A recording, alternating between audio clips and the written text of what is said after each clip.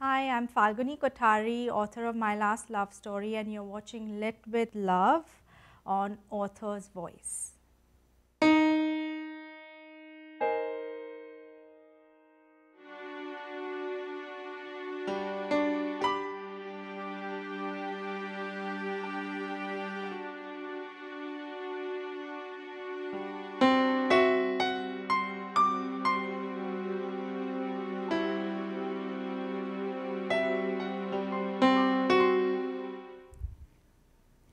Hi everyone and welcome to Author's Voice, connecting authors to the world. This is Lit with Love and I'm your host Sonali Dev, and I have today Falguni Kothari, who is a dear friend and who has written this absolutely beautiful book called My Last Love Story, and it was published by Graydon House and costs $15.99, and you can order a signed copy right now by clicking the button beneath your skin. You could click buttons beneath your skin, but really right now just click them on click the one on your screen, or go to authorsvoice.net and order from there. You can watch us on Facebook Live and send in live questions in the comments, or again go to authorsvoice.net and use the button there to send us your questions. Most importantly, don't forget to order a signed book, because Falguni is going to be signing all these lovely books for us. So welcome, Falguni. I'm so excited to have you. And as I've said over and over again, this book is just absolutely fabulous, completely unique. It is a love story, but it's almost like a triangular love story without being a love triangle, really. Although, you know, we'll talk about love triangles some more. So you want to take us in with a quick description about what the book is about?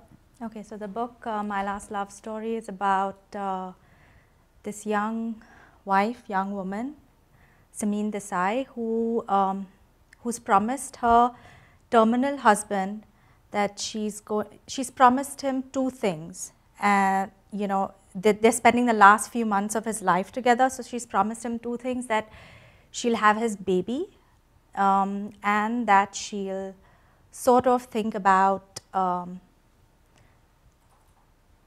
don't think her husband tells her what he expects her to do with their mutual best friend, but I think the husband wants her to rekindle a romance, whereas she's like, you know what, if I just be friends with him, that should be enough.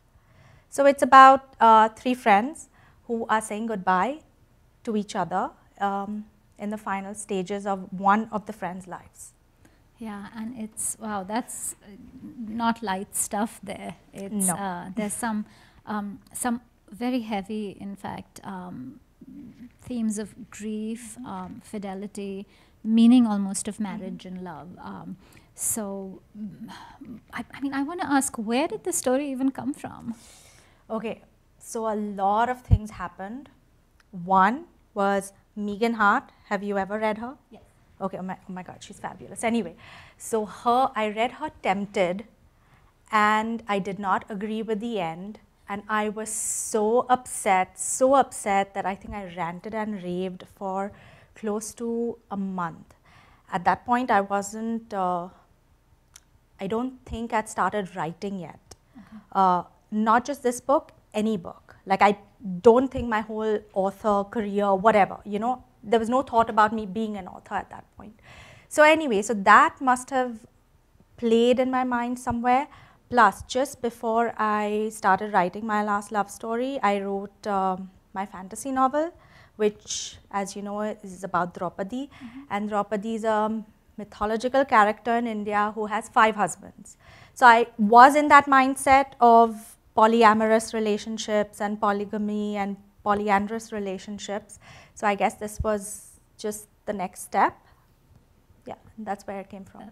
Wow, wow, because it absolutely is, I feel, almost like a true polyamorous novel, because there's this really strong three-way love And I mean, you know, the physical aspect of it is just one part of it, but these three are very much emotionally in love with each other.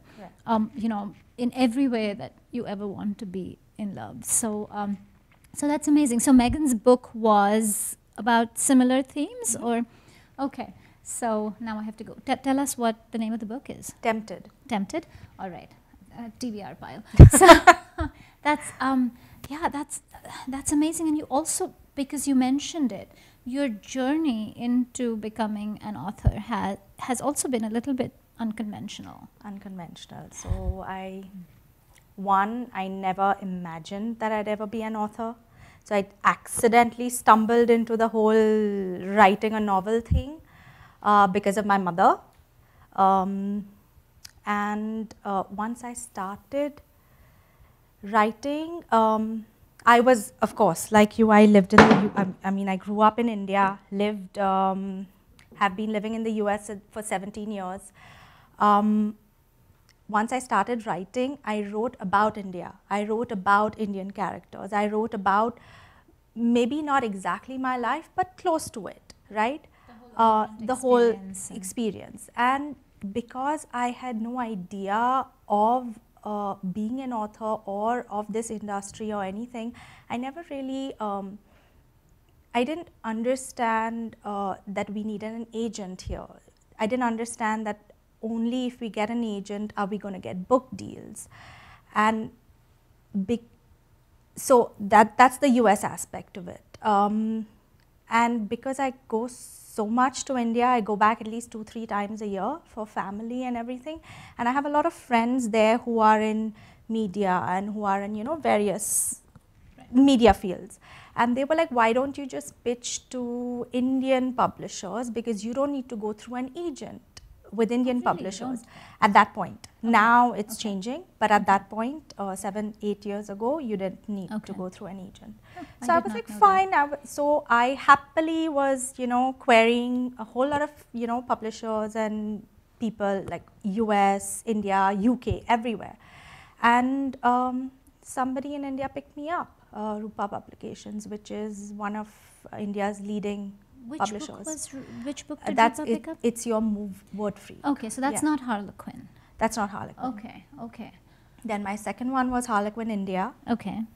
My third one was self-published and then got picked up by an Indian publisher. And even my last love story was self-published initially and then was picked up by Graydon House. Right. So yes. I first read My Last Love Story when Falguni self-published it, and was completely blown away, and was very keen that she actually tried to bring it to the shelves on my own. No, you know, sell it to a publisher, and it was when we had rejected. Well, but rejection is, you know, as part of life. Probably more part of this business than you know, than the writing sometimes, I think.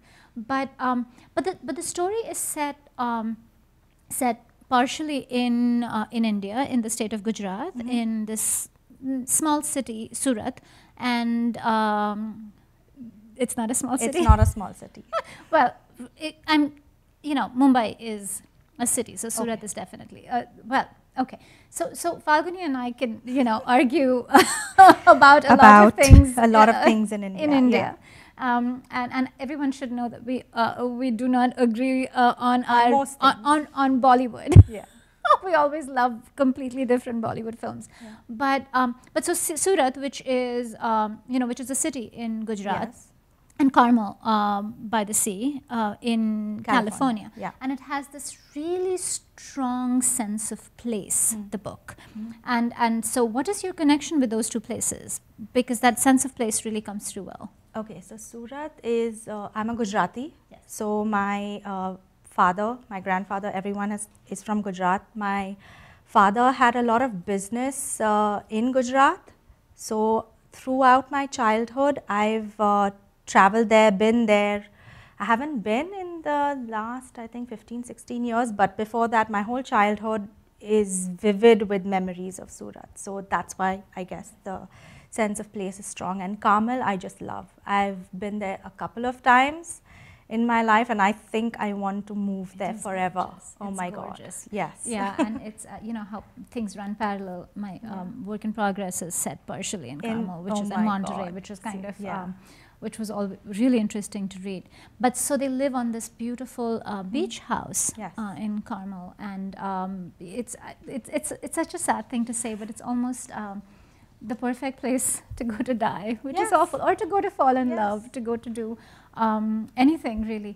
All right, I want to remind our readers to continue to send in questions, and I do have a couple questions. So let's take a question from a reader. Aarti Raman, I think, wants to know where the title, My Last Love Story, came from. Hi, Aarti. The title came from a sentence that I wrote in the book. My original title wasn't My Last Love Story. I think it had, what was it? Wait, let me remember. Love, Undeniable, something. I don't know. It was a ridiculous title. Anyway. But as I was writing, I think towards the middle or a little bit more, there's a sentence in the book that says that you are my last love story. And I was like, oh my God, this just fits so perfectly with the whole theme of the book. So, yeah. Yes, because ironically enough, you know. It is, right? It is and it's not. Because their love story isn't a two-way love story. So in a way, it's, you know, it's last, but it involves more than two people, which is fabulous. Before we, I definitely want to touch on two things, and they're very different in mood, because they have almost this wild youth. Well, not almost, they have a really wild youth, and they're all quite wild. And Samin, for me, knowing you, I don't know, and again, we disagreed on this before the show started. I saw shades of what I know of you in Samin so much, and so I was wondering, you know, how much of her is autobiographical, and how much of that craziness of them being young is autobiographical? So I've no, she's not. She's a completely fictional character. I mean, there'll be shades of me in every single character. Yeah.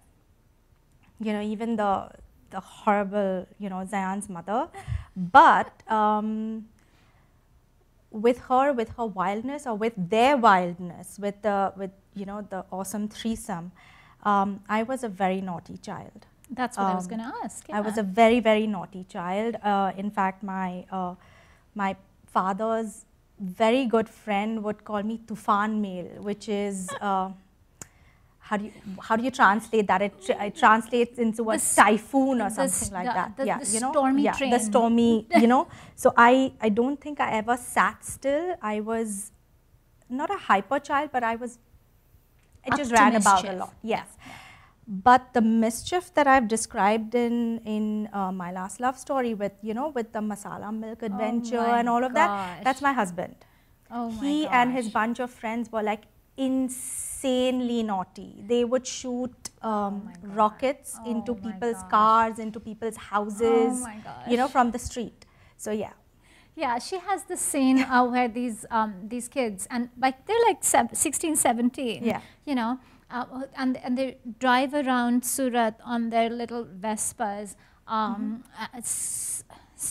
spraying bystanders with milk. With masala milk, which is like a sweetened milk, which is like a milkshake. And which is it's a delicacy or something in Surat. Yes. Like you find it at every corner. Yeah. Like a Starbucks. Yeah, and it's really sticky and icky, and I was like, oh my gosh, has she actually done that? No, my husband has. So it's your husband. Oh my gosh.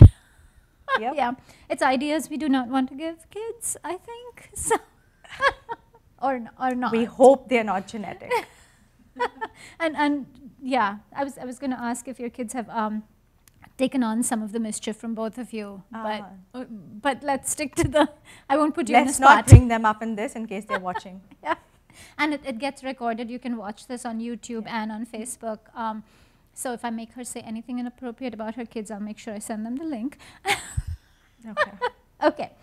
So switching gears to a slightly more serious theme in the book, and you go pretty deep into the religious aspect of these people's lives, because they are Samin is Parsi, which is Zoroastrian. Yeah. Zayan is Muslim, but a particular liberal sect Correct. of Muslims. Yeah. And Nirvan is your, He's a Hindu Gujarati. boy, Yeah. Gujarati Hindu boy. There's a lot of Islam and Zoroastrianism in here. So what was your research? What is, have you, what So was the research you had to do? Yeah, I grew up with all of these different people from different religions. Like, you know how in Bombay you have, it's a secular place. You grow up, you have neighbors who are, who will. So anyway, so I knew a lot of people. I've been around a lot of people, and I'm interested in philosophy. So I not study so much, but I read a lot of philosophical books. So I have quite a bit of not only interest, but I know quite a bit of plenty of religions. And was that something that just was automatically part of this book? Yes, yes, because I wanted all three of them, because I was making, as such, there is no conflict in the book. There's no, the conflict is internal. Most, all three of them, it's an internal conflict.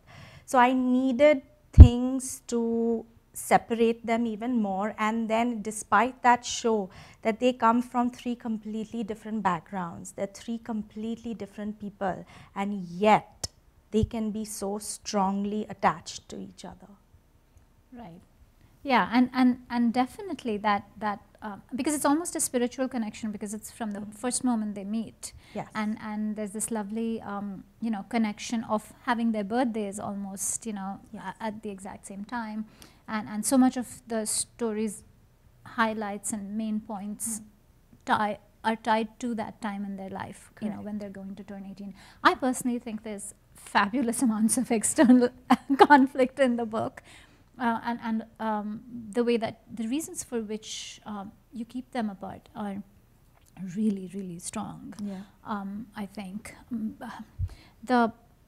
I want to discuss, because you brought up Zayan's mother, but one of the strongest things for me in this was the mother figures in all three of their lives are really strong, and Simi has very distinct relationships with her mother-in-law, who's Nirvan's mother, and the evil Gulzara auntie, who you almost feel, well, I want to say, how could she have done anything different? But the whole point is that we need to start doing different as women. And so much of it was that whole mothers and daughters thing, and that was so strong. One of the strongest pieces in the book was that conversation she has with her mother-in-law. Yes. Every time the mother-in-law and daughter-in-law are on the page together is fabulous, but that last conversation changes everything, right? So so that whole mothers-daughters thing, I mean, you want to speak to that, Sam? That, I guess I can call it a little bit autobiographical, because I'm very close to my mother. I had a fabulous, fabulous relationship with my mother-in-law, and a lot of our conversations came into the book because of that. So to show, and also again, I wanted to show that here you have Nirvan's mom, who is so wonderful to her daughter-in-law. And generally, we, at least in India, the relationship between a daughter-in-law and a mother-in-law is fraught, more often than not. Or at least that is what you hear. That is what you hear. Yeah, okay? That's the stereotype, yes. Yeah. Yes. So, so I wanted to show that that's, again, it's not a stereotype. It's not rampant. It's not in every house. You probably have more relationships that are good than bad. And then on the flip side, with Zayan, I needed his mother also to react in that way, because again, as you said, it makes sense that she reacts like that. Yeah. Because she was protecting her child. She was protecting her child, and she comes with this whole history of what she's been taught too. And when I think when you bring in religion, and you bring in religion in 2018 into your books, it's unrealistic to show only one side of it. And you do show, because Zayan is a scholar of Islam, you know, which is, you know, he's not just a Muslim boy, but he's a scholar of Islam who wants to do good, who wants to, you know, show the good side of his people to the world. Yeah, and he never shies away from his religion, unlike Simi, who struggles with her own religion for reasons. She struggles with her relationship with God. Yes. Because when you've had so much trauma repeatedly, you are going to question your relationship with God. It's again a very natural instinct. Absolutely, absolutely. And she does, and you take that through its entire arc too. I mean, she kind of comes around to making peace, if that, right? Yes, or at least understanding why certain things happen. Yeah, and speaking of philosophy and religion and Zayan,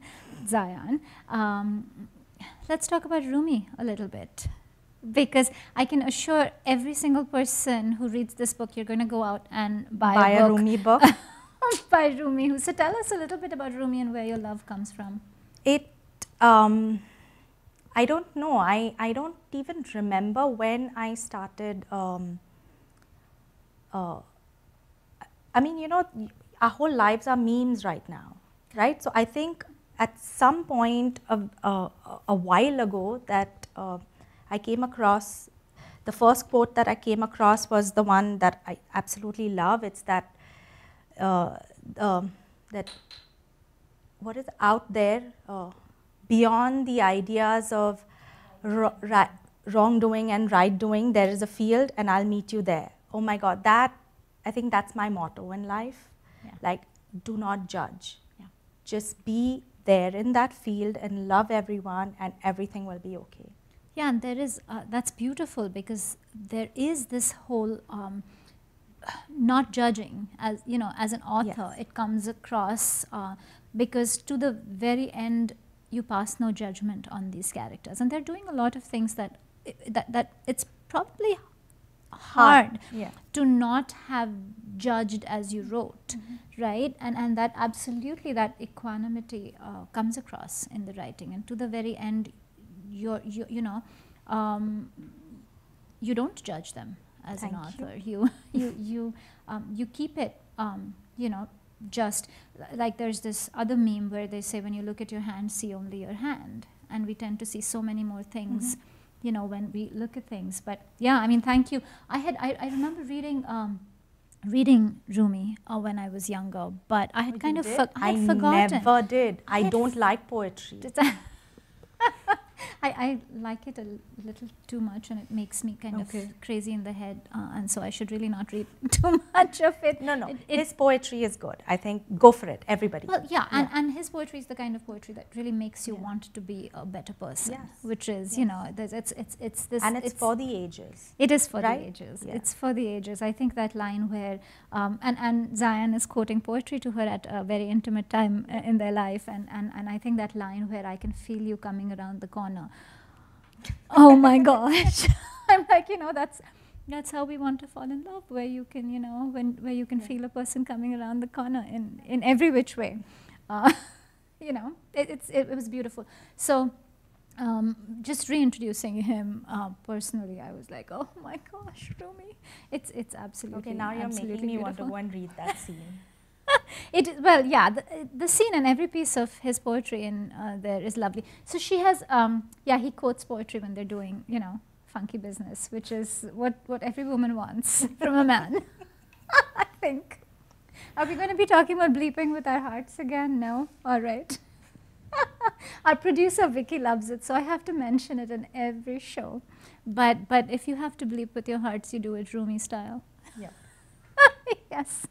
All right, tell us what was the most challenging part of writing this story? I think Nirvan's character. Because originally I had a different outline for him, and it didn't work out like that. Because I can't give it away. You can't give it away, and but his character was hard because he is terminal. He is going through this disease, and cancer affects. I think it affected me, not intimately or personally, but I have a cousin. I have so many people I know who've gone through it, and I've seen what happens to them and the family when there's a terminal illness in the house, you know. So his character was very, very, very personal and very emotional to write. I mean, I don't think I've written his scenes without crying. Yeah, how could you? I mean, it's just, yeah, and even the way I think his arc, I can imagine, because he's almost like the fulcrum of the story. Yeah. There's this lovely metaphor you make of them having been a circle at one point in their life, and now they're triangles because there's, you know, apexes and edges that have come into their relationship. But he's definitely the fulcrum of that relationship, and I can't even imagine, because you go pretty close to him in the writing. So as an author, that I mean, I can't even imagine how there painful. Are so many brave people who've taught me this, you know, just look at life, enjoy it, and that's it, forget the rest. Yeah, and your cousin's story is pretty touching. Yeah. And yeah, I'm sure she's incredibly proud of you. Not to sound trite, but you know, that's her mother is definitely. So has she read the book? Has her mother read the book? Yeah. Yeah. Yeah. Wow. Do you want to share what that was like? Well, that's my Masi, so she doesn't really discuss the book with me, but she's like, good job. That's that's close to Pinky, you know. So I was like, okay, good. Wow. Yeah, this is her cousin who was very young when she was diagnosed with brain tumor. Yeah. Wow, yeah. We have very little time left, so if anyone has questions, please send those in. Yeah, there's a lot of people saying thank you for introducing me to Rumi. Absolutely beautiful words. Thanks, Priscilla. Yes, you're getting more comments than questions, and all of them are about how fabulous this is and how emotional the premise is as it is. I'm sorry that I'm making you all cry. Kleenex should pay me. Well, the crying, but I also think you should be apologizing to people who are married, because this book also kind of, you know, will make you know, your marriage kind of boil up. Really? Why? I think because it questions so deeply, you know, what marriage is, and you know what that involves, and you know what true connection is. There's definitely does that, or did that to me. Don't we all question it anyway? Absolutely. Yeah. Absolutely. This gives you almost like a key of question, a new key of new questions. Okay. I read this book, and how come you're not doing this with me?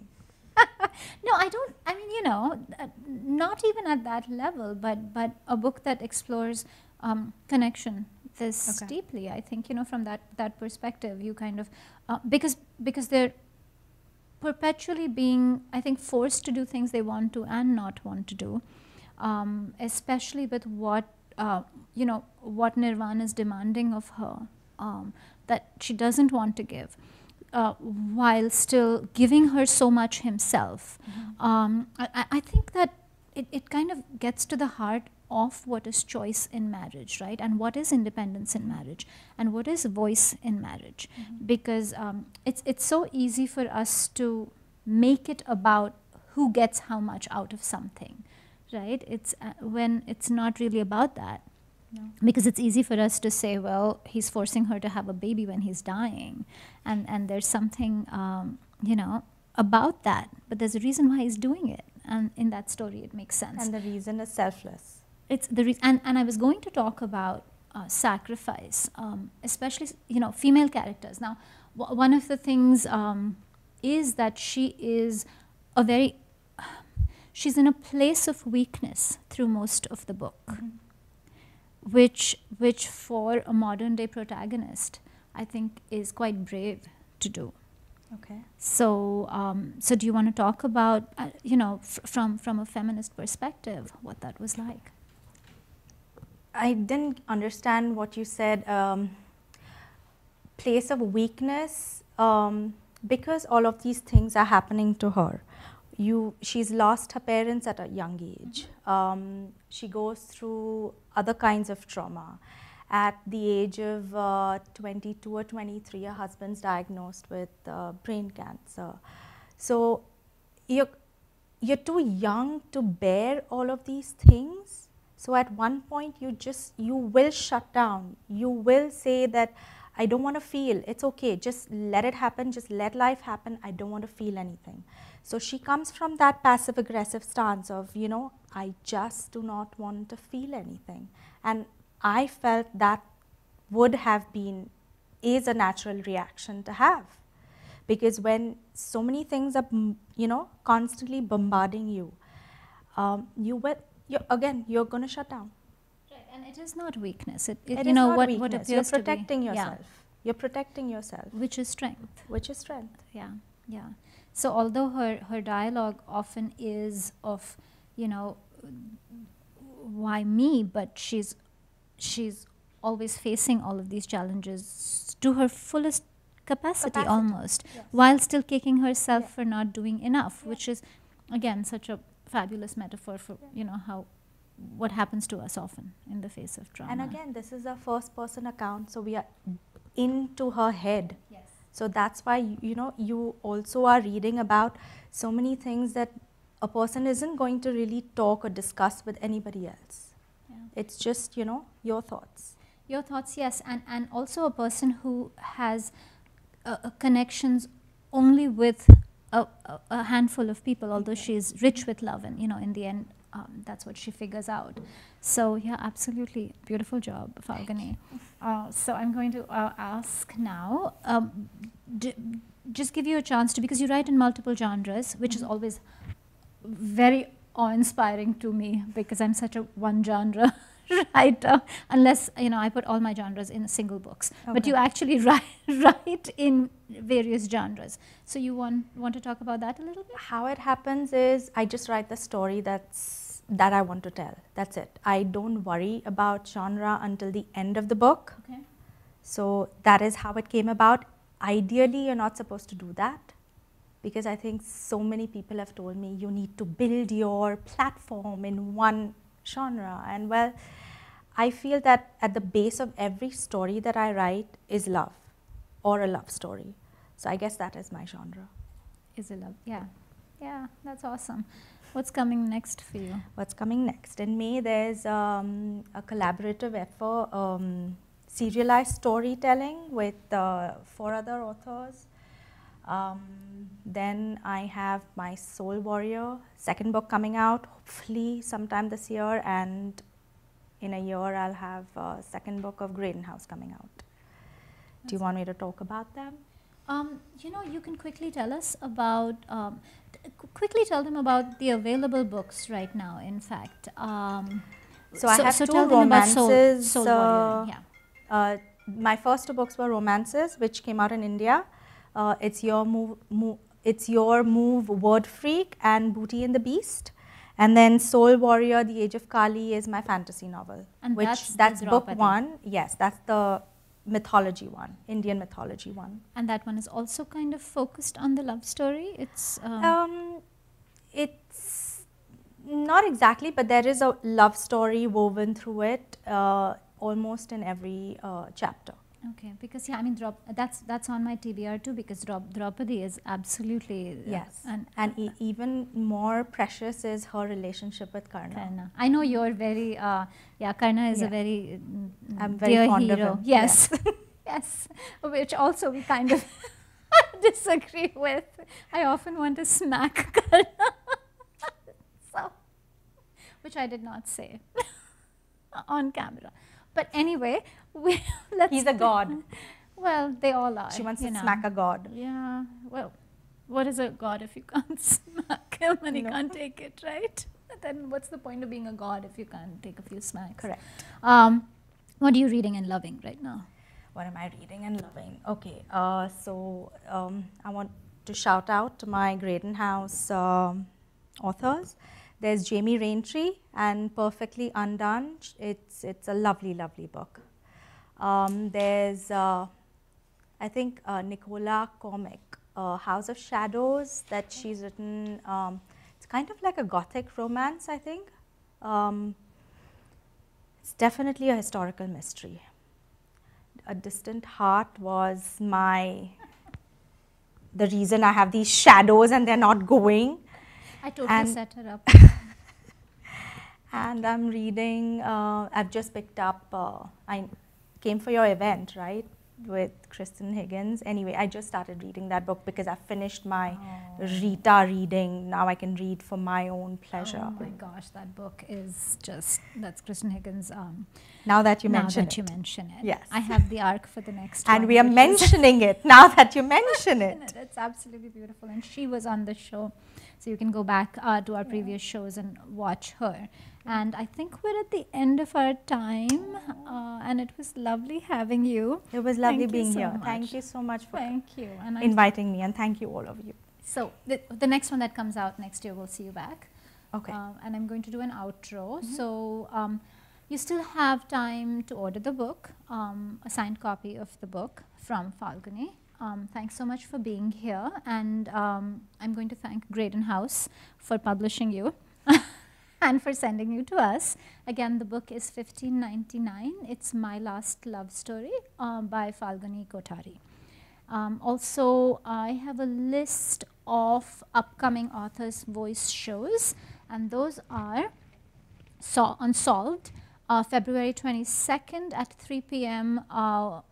There's Melanie Benjamin is going to be here, and the name of her book is The Girls in the Picture. It's such a gorgeous cover. Ladybird and Friends, March 1st at 5:30 p.m. with Sherry Dusky Rinker, and the book is Tiny and the Big Dig. A House Divided, March 10th at noon. You will meet Jan Jacoby, author of Young Lincoln. On Stranger Than Fiction on March 15th at 3:30, author Max Boot joins us to talk about The Road Not Taken. Again, on Solved, there's a special show. It's on March 16th, featuring best-selling author Jeffrey Deaver's latest, The Burial Hour. And that's March 16th at 3 p.m. Again, if you're watching this on YouTube after the broadcast, you can still order signed books by going to authorsvoice.net. Thank you so much for being here. Thank you so much, Falguni, and we'll see you next time on Lit with Love.